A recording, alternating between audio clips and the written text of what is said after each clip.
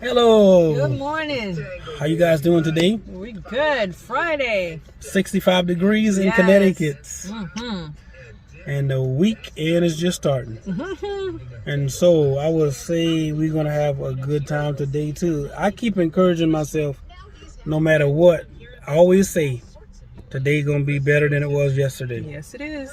Now, y'all, we're going to talk about today who should pay on a first date.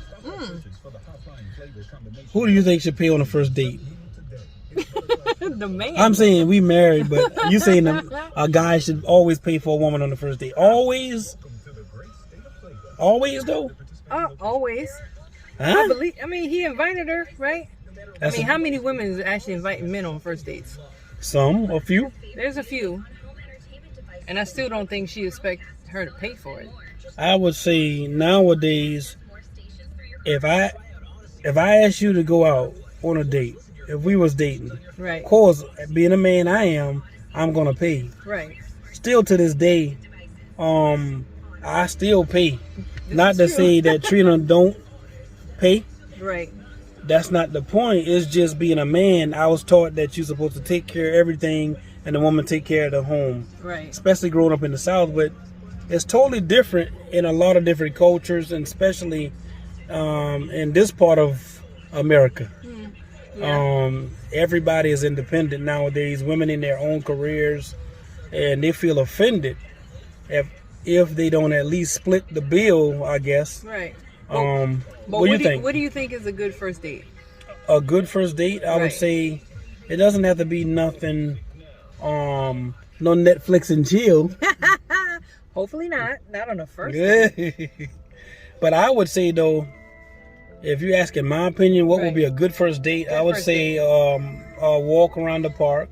Okay. You want to do something that's going to engage all of you guys' senses. You know, I always say, the senses. Seeing, what else? Hearing, what else? Taste, touch, right, and then feeling, if I'm not mistaken. Yeah, I believe so. Or something like that. Yeah. Well, y'all get what I'm saying. You know the drill. Yeah, the senses. So activate the senses. And see, that way, she walking around and she can see, how good smell. Yeah, that's the one. That's all over the world. Y'all got to excuse us because we left a workout very intense. And we did it on an empty stomach, too. Right. Those of you who haven't tried it, try it because it will burn fast, like fast. Right. But yes, smell. Right. Yeah. That's it. So I'm not going to try to repeat the senses, but you guys know the senses. Right. Let's try it. I don't know. Smell, taste, seeing, hearing, and what was the other one? Touch. Right. Feeling. We're not. I don't know. We ain't in 6th grade. I don't know. It's been a long week. We're not trying it again. Yeah. I don't know. Whatever. Yeah. Exactly. That part.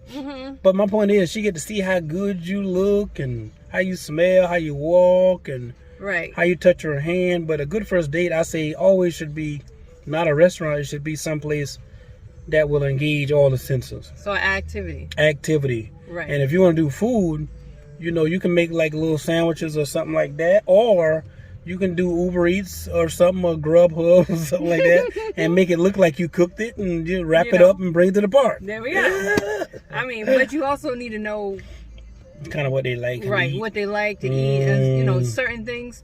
And if you do choose a restaurant, please make sure you choose the one that you can afford. Oh, that part.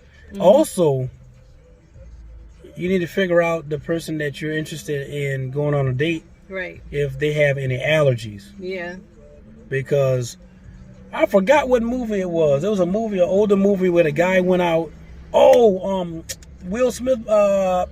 Hitch. Yeah. Yeah, when he went out on a date or whatever, and he was very interested in his date, and they went to a seafood restaurant, something like that. Right. I don't want to, plug it too much, but if y'all seen it, you know. Yes. And he came out swell up. They had to rush him to the hospital because he tried to impress his date. And I guess at some point, maybe the conversation came up, or maybe it didn't came up what he was allergic to. Right. So ask your date, Yeah. what they're allergic Right. to. Like especially shellfish or something. Yeah. No, I believe that's what he was eating actually. something like that, yeah. Because a lot of people I know in my family, I think I have cousins, aunts, and uncles that's allergic to seafood, particularly like shrimp or something like that. If I'm Right. not, Or scallops. Scallops, I cannot do. Right. I tried it, and that thing make me itch like I'm on fire for real. You said mentioning something about budget on a date. Right. Make sure you have your budget in order. So that means depending on what type of woman you're taking out, you already know what's her standards. Right, her taste. Right, her taste. Her taste. I mean, she might not want too much. Chipotle or something simple might work good for her.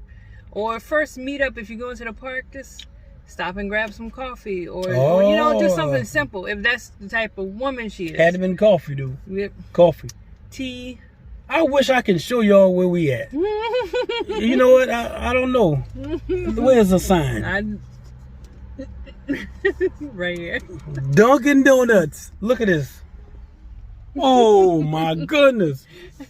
Man, I need to get some Dunkin' Donuts stock. You need to. Or franchise one. Do something. Yeah. But yeah, you were saying budget should be important. It should be important because it's a first date, and your first date is first impression. So it's going to set the standard of what she's going to be looking forward to. So don't start off at the even if you can. I'm just suggesting don't start off at the top because then that's what she's going to expect. Wait, all the time though. All the time. God. Whatever you start, make sure you can complete, accommodate, and keep up with. Because if you ever stop, then you're gonna look like, oh well, you just did this like to you dropping impress. the ball right? too. So you really don't have it like you say you do. Oh, I came up with another question. Yes. What is a proper attire for a woman to wear on the first date? I know that depends on how she feels and also her wardrobe. Right. And whether or not if it's laundry day or something. I don't know. Oh, it's not just don't come in pajamas. Oh God, please don't. Yeah. So that part. Yeah. And guys, I don't think. I mean, no offense to hoodies and jeans. Our son like to wear. Right. Them tear up jeans and all. I mean, you spending $150, $300 plus for one pair of jeans, and them things got like the knee already tore out. I can't say that because I bought a pair yesterday. I say the same, but that's not appropriate to wear. Right. On no first date. No. Neither is it appropriate to wear to church or nothing. No. Or nothing professional, I think. Right. Come on now. But a nice pair of fitted jeans. Mm-hmm. For a woman, you saying that? Yeah, a nice pair of fitted jeans, a blouse, or something like a little cute blazer or something. Just casual. Okay. Not over the top, but at least look like you put some effort into coming out the house. Right. You're not going to wash clothes or check the mailbox. You presenting yourself. Right. And, you don't have to do a full face, full glam, but a little mascara, a little something, something to add, a little like a bounce. Yeah. There you go. You don't need much. It's the first date, not a wedding. I can say I agree with everything, and it appears that we're talking about somebody meeting. Right. They've been talking for a while. Yeah. I'm assuming, and you in the part where you're building. Talking about blind dates. Right. You're building. You know who the person is. You talk often, and we're just saying it's important to find out really what they like and what they're into. That's what we're saying. Right. Also, what's proper attire. Find out their allergies or anything, because that's important. Yeah. And budget is important too, because you can't have a champagne taste on a bare budget. Guys, sometimes the ego get in the way and the pride. Right. Oh yeah, girl, we take care. I take care of you. You can go anywhere you want. I got it like that. Go to a high-end restaurant and you order some water. You let her order first. Order some water and bread. You let her order I'm first. just get the spaghetti. Yeah, I'm gonna get the salad. Yeah. Actually, don't your meal come with salad? I can take that. And then we can share. You see what I'm saying? Just because the bill, you're looking at the prices on the menu. No, stop it. Don't do it. Just tell her straight up, listen, I'm not the guy you see on TV who just making it rain and all that stuff. I only make $45,000 a year. I got a life. I got expenses. Right, expenses. To be honest, tell them, even if you make $100,000 a year, whatever, that's not how much you make, it's how much you keep. But yeah, shoot. I mean, we first went out on a date. I asked you. We went to the Latson Fair Right. And man, that was interesting because before that, I think we went and got some good food from this Chinese place or whatever. Yep. And you had on I don't know if that was a short skirt or something. And I was driving my parents' van at the time. I had a car, but you know, like guys be lying. My car in the shop. Nah. I actually had a car. It was a Nissan Maxima. Right. And actually, that car had lasted a long time in our marriage after we met and got married years later, until we actually had to get rid of it and sell it. But what I was saying was, I picked Trina up, man. We went to get something to eat to the Chinese restaurant, and I was looking at them old high yellow legs, and I said, "Whoa!" She said, "What is wrong with you? You can't drive." I was like, "Whoa!" And one time I put my hand on that leg, and she put that hand back on my leg. Put my same hand back on my leg. Boy, woof. My heart been beating. But yeah, I had to snatch the wheel. We almost ended up in a ditch. Yeah, so we had something to eat at a Chinese restaurant. I did have about $40 in my pocket at the time. And shoot, man, that was fun. Yeah. And now that we can eat pretty well, it's just certain things you don't have to spend a lot of money on. No. But it is important to have fun and to be able to make your partner feel special and appreciate it at all times, because you know, living with the pressures of the world and dealing with family and co-workers and life and that kind of thing, you need a person so you can have an outlet. Right. And I agree with that 100%. So this is about, you know, once you meet somebody and you're already in the building process, that's what I'm gonna call it. Right. I don't like to use the word dating, but building. Courting. Like the old people say, courting. You starting the foundation. Right, building. So when you building with somebody, you should absolutely know as much as you can about that person. Certain people don't want to share everything. What do you got to say about that? What if they got some deep secrets deep down in their belly? Well, I mean, you got to be with a person a minute to let them get that into you know, you as a person. But how much should a woman disclose or tell a guy? Not too much. Not unless if she really feeling them. Now I'm saying you can feel somebody, but unless you feel like that's your person, the person that's gonna be for you, don't disclose too much, because if it doesn't end up how you feeling, because they might be reciprocated, they may not be reciprocated how you are, then when you do split, if that happens, it's gonna all come back out anyway. You know what's crazy? I actually thought about something else. That being said, what if a woman has children? Yes. How do you feel about your opinion? Do you think a woman should, excuse me, bring gentlemen around their children? My personal opinion? If they was dating or building for a while. My personal opinion? Yeah. No. And I'm going to agree with you and say no too, because a lot of guys not with the whole "that's not my child" thing. Right. Now, just like women, it's the same thing with a man. Like, you already know, a man thinking in his head, okay, you got kids with your baby father or your ex-husband or whatever. Here he is. He can love you, but technically, that's not his children. Right.